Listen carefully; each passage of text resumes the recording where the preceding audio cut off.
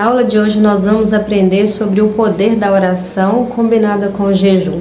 Nós vimos na aula anterior que há poder na oração, mas hoje eu quero te mostrar que tem como você potencializar suas orações. É como você turbinar algo que já é extremamente poderoso.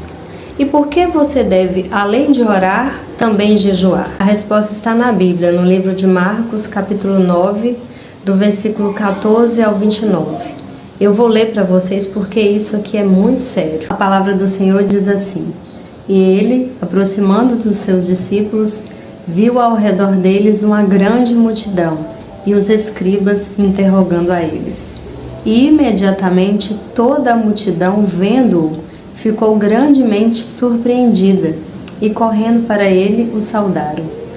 E ele perguntou aos escribas: O que interrogas com eles? E um da multidão respondendo disse: Mestre, trouxe-te o meu filho, que tem um espírito mudo, e este, onde quer que o apanhe, derruba-o, e ele espuma e range os dentes e vai definhando. E eu disse aos teus discípulos que os expulsassem, mas eles não puderam.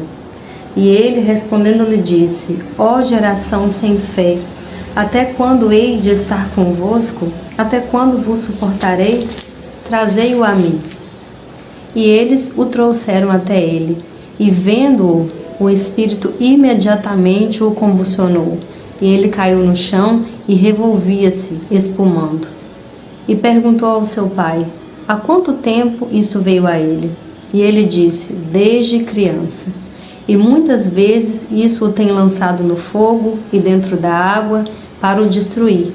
Mas se tu podes fazer alguma coisa, tem compaixão de nós e ajuda-nos. E Jesus disse-lhes: Se tu podes crer, todas as coisas são possíveis ao que crê. E imediatamente o pai do menino exclamou e disse em lágrimas: Senhor, eu creio, ajude a minha incredulidade.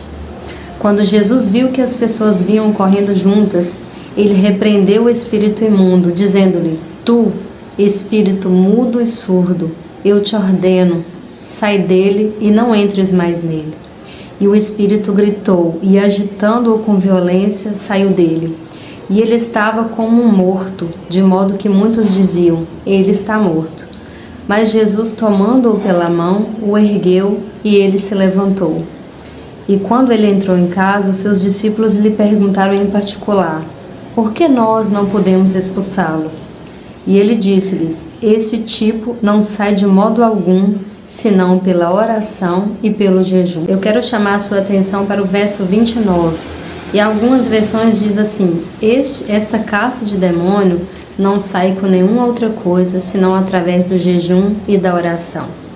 Há fortalezas que só são derrubadas dessa forma, através do jejum e da oração.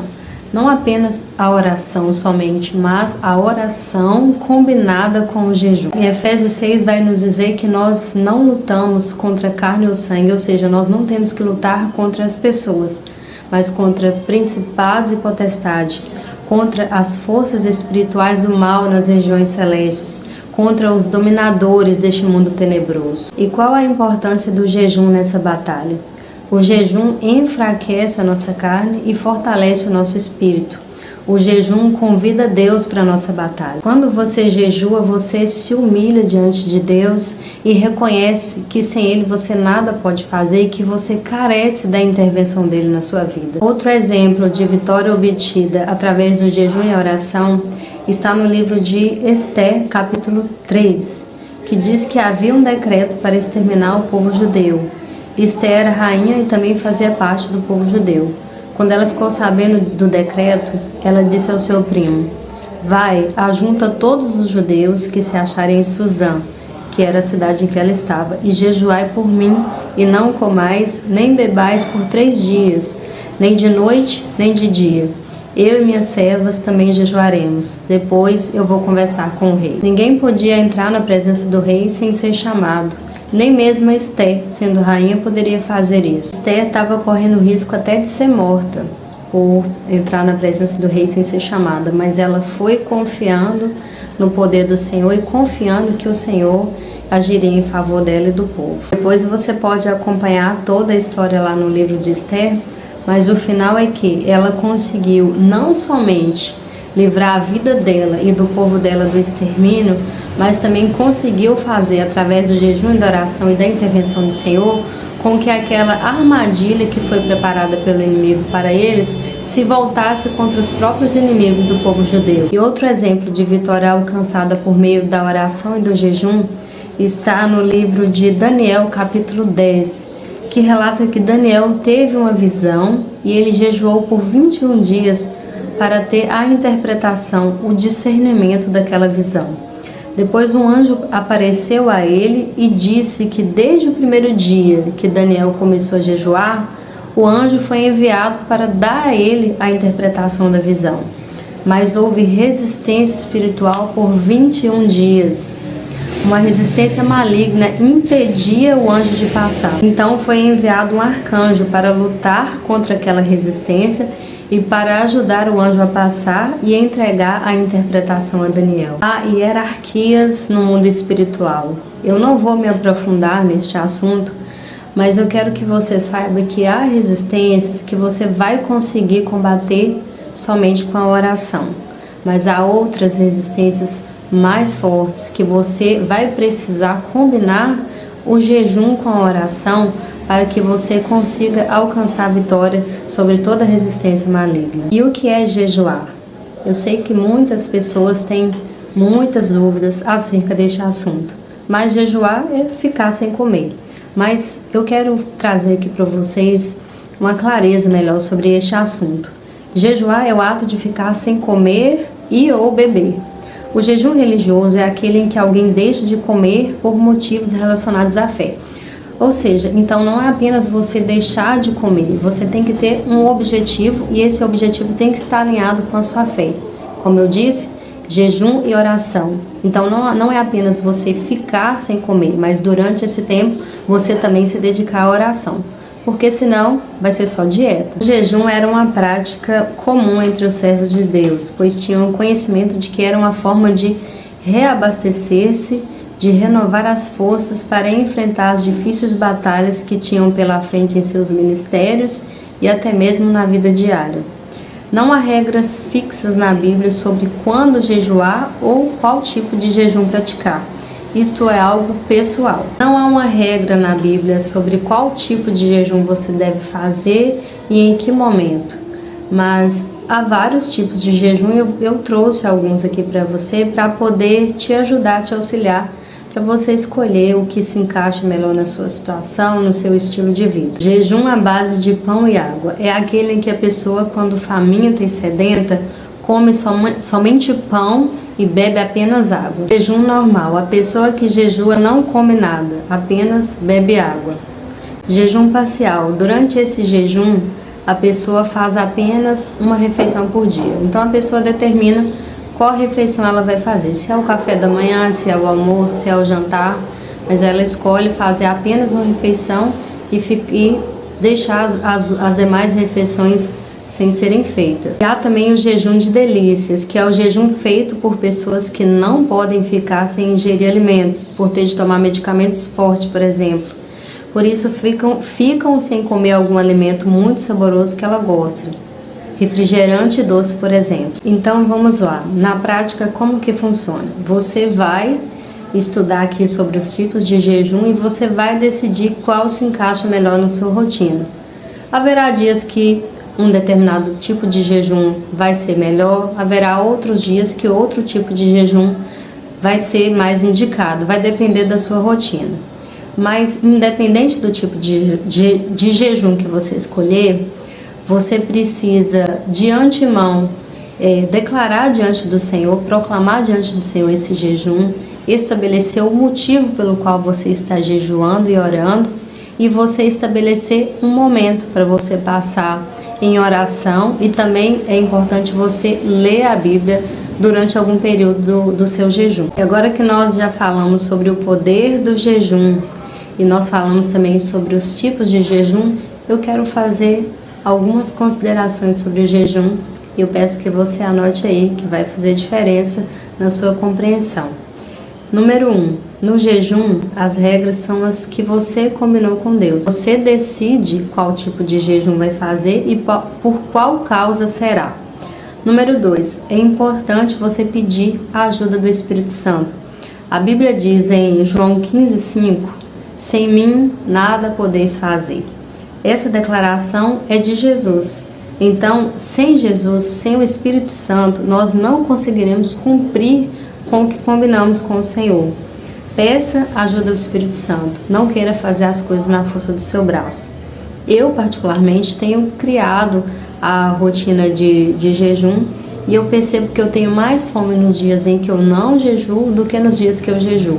Porque no dia que eu estou jejuando, eu peço a força sobrenatural do Espírito Santo, a capacitação dele, e eu sinto que ele me capacita. Eu consigo passar um dia inteiro sem comer, sem ficar desesperada, sem ficar fraca, mas porque o Espírito Santo está me ajudando e eu consigo perceber essa diferença. Número 3, comece aos poucos. Se você ainda não tem o hábito de jejuar, não comece estabelecendo jejuns longos. Por exemplo, falando com o Senhor que você vai passar um dia inteiro sem comer, se você não passou nem uma manhã inteira sem comer. O ideal é que você comece aos poucos. Faz um jejum de 1 hora, 2 horas, 3 horas. De repente você estará jejuando a manhã inteira, daí a pouco você vai conseguir jejuar o dia inteiro. Porque se você já estabelece um jejum longo e provavelmente você não vai conseguir cumpri-lo se você ainda não tem o hábito de jejuar, aí você vai ficar desanimado, você vai pensar que nunca vai conseguir, que o jejum não é para você. Então a dica 3 é: comece aos poucos. Se você escolher fazer o jejum de delícias, por exemplo, e você tirou o doce da sua rotina, não vá começando falando assim: ah, Senhor, eu vou ficar 30 dias sem comer doce. Se você não consegue ficar nem um dia inteiro sem comer doce, como você vai conseguir, assim, de primeira, ficar 30 dias sem comer doce? Então comece aos poucos. Comece falando assim: Senhor, hoje eu pretendo ficar o dia todo sem comer doce por causa disso, disso, disso. E peça ao Espírito Santo para te ajudar a cumprir esse propósito. Depois você pode aumentar para 3 dias, depois para 1 semana. Vá começando aos poucos, vá progredindo, vai vendo a sua melhora. O importante é você acostumar o seu organismo com isso, acostumar o seu espírito com isso, ao invés de já começar propósitos gigantes e não conseguir cumpri-los. Dica 4, beba água. No jejum de Esther, ela ficou 3 dias e 3 noites sem comer e sem beber nada, mas não é aconselhável fazer isso. O aconselhável é que você tire apenas a comida, mas mantenha a água. De preferência a tirar apenas a comida do seu cardápio, ficar um tempo ali jejuando apenas de comida, principalmente no começo, principalmente quando você ainda não tem o hábito de jejuar. Tire apenas a comida e mantenha o líquido, ok? E 5, separe um tempo para orar durante o jejum, pois como eu disse, jejum sem oração é apenas dieta. Separe um tempo durante esse período de jejum que você estabeleceu com o Senhor para você orar e para você ler a Bíblia. Isso é importante. 6, pode ser que você fique ansioso para comer. Isso é extremamente normal. Quando eu comecei a praticar o jejum, eu percebi que muitas vezes nós não sentimos fome, que nós sentimos ansiedade para comer. Então pode ser que quando você começar, provavelmente vai gerar uma ansiedade ali, uma vontade louca para comer, mas persevere, porque se você resistir, se você continuar praticando, com o tempo essa ansiedade para comer, ela não existirá mais. Você conseguirá ficar um tempo maior sem comer e sem ficar com aquela ansiedade louca para atacar o primeiro prato de comida que você vê pela frente. E por fim, consideração número 7. O jejum não muda Deus, muda você, muda situações e abre caminhos. Então é importante nós entendermos que o jejum não é para mudar Deus. Deus já é soberano, Deus já pode todas as coisas. Nós é que somos fracos e precisamos da intervenção do Senhor, precisamos ser fortalecidos para as batalhas que nós enfrentamos.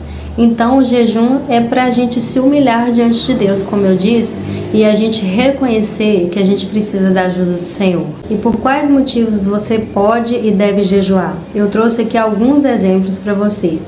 Você pode jejuar para pedir orientação e direção do Senhor sobre algo ou alguma decisão específica. Você também pode jejuar pela salvação e libertação da sua família. Pode jejuar para a realização de sonhos que para você parecem inalcançáveis. Pode jejuar por causas na justiça e causas impossíveis para os seres humanos. Pode jejuar por cura física, cura interior, cura emocional. Enfim, inúmeros exemplos. Enfim, são inúmeros os motivos pelos quais você pode jejuar e orar. Mas o que eu quero é que você entenda o poder que há na oração combinada com o jejum e que você comece a praticar isso, que você comece aos poucos, mas comece. E você verá que as suas orações elas serão muito mais eficazes quando combinadas com o jejum.